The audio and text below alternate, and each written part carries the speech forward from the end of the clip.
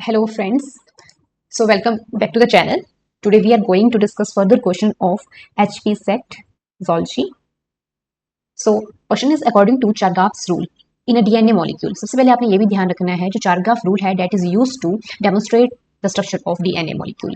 Chargaff rule के according इसके Chargaff's के mainly two rules हैं, two postulates हैं. First adenine जो होगा that is equal to the thymine and second guanine जो है आपका that is equal to the cytosine. अगर हम डबल स्टैंडर्ड डीएनए की बात कर रहे हैं और दूसरा रूल क्या स्टेट करता है कि जो प्यूरीन्स हैं मतलब adenine plus guanine, adenine and guanine there are proteins, their sum will be equal to the pyrimidines जो कि क्या है हमारे पास थायमीन प्लस साइटोसिन. सो इस रूल के अकॉर्डिंग अगर देखा जाए तो हमारा करेक्ट आंसर क्या रहेगा? Option number B, amount of adenine and guanine is equal to the amount of thymine and cytosine. Fine. Next question देखिए, in angiosperms lateral roots develop from. तो लेटरल रूट्स जो हैं they develop from the pericycle. जो pericycles होते हैं they become meristematic. Then they divide and they push through the cortex and epidermis and form new lateral roots.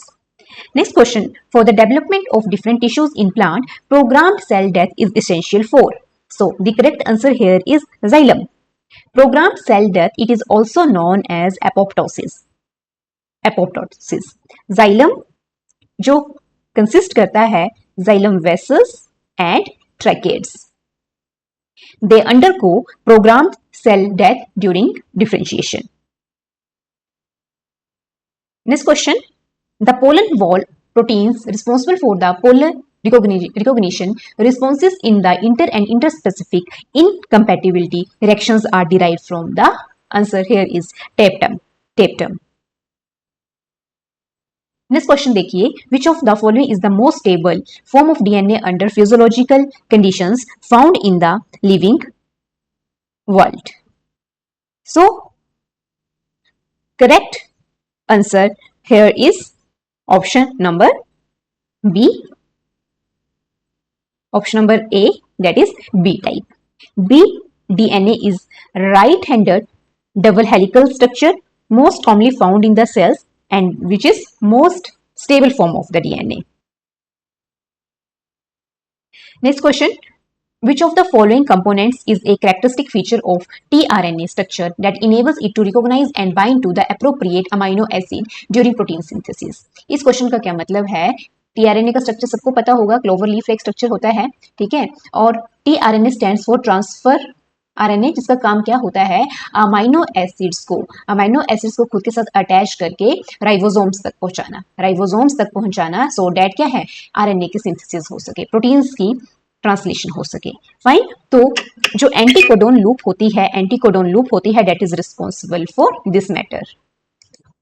Next question is the mosquito Aedes aegypti is not vector of which of the following virus? So the answer here is rhinovirus. Zika virus, dengue fever, chikungunya virus, इन सब के लिए Aedes aegypti जो है that is responsible that act as a vector. It's a very important question also. Next question देखिए, during M phase which class of proteins help in reorganization of chromatin as it compacts? So the answer here is condensins. Fine. तो I hope this question is clear. Next question देखेंगे, which of the following is not a characteristic feature of telomerase? So the answer here is option number D. It elongates the telomere sequence in 3' to 5' direction. This is the correct statement. Next question, life history trade-off between clutch size and offspring size mean that the clutch size increases, offspring size decreases. Trade-off का ये मतलब होता है कि clutch का size increase होगा लेकिन offspring का जो size है वो decrease होगा. अगला क्वेश्चन देखेंगे, the plasma membrane does not have this role. Answer is assisting in chromosome segregation. Energy transduction में एक्शन पोटेंशियल के थ्रू यस इसका रोल होता है. Responding to external stimuli, yes action potential, repolarization हम पढ़ते हैं. इंटरसेलुलर इंटरेक्शंस जिसमें अलग अलग चैनल्स फॉर्म होते हैं, sometimes there are desmosomes, tight junctions, तो ये सब इसके प्लाज्मा मेम्ब्रेन के फंक्शन है. लेकिन क्रोमोसोम्स को सेग्रीगेट करने के लिए असिस्ट करना that is not the function of plasma membrane. अगर आप स्टेटमेंट केयरफुली रीड करेंगे तो आप आंसर इजिली कॉट कर सकते हैं। अगला क्वेश्चन देखिए, during the Ras pathway cytoplasmic protein kinases are activated. ठीक है, तो Ras pathway that is also known as MAPK pathway. तो इसमें क्या होता है, यहाँ पे हमारे पास एक ग्रोथ फैक्टर रहता है जिसका नाम है RTK। ये RTK क्या करता है, इट बाइंड्स विद द रास GDP और उसे कन्वर्ट करता है GDP में। फाइन, और उसके बाद क्या है, साइटोप्लाज्मिक प्रोटीन काइनेजेस जो होते हैं वो एक्टिवेट हो जाते हैं। फाइन, तो आई होप ये क्वेश्चन क्लियर होंगे। Next question will be discussed in the next video. Stay tuned.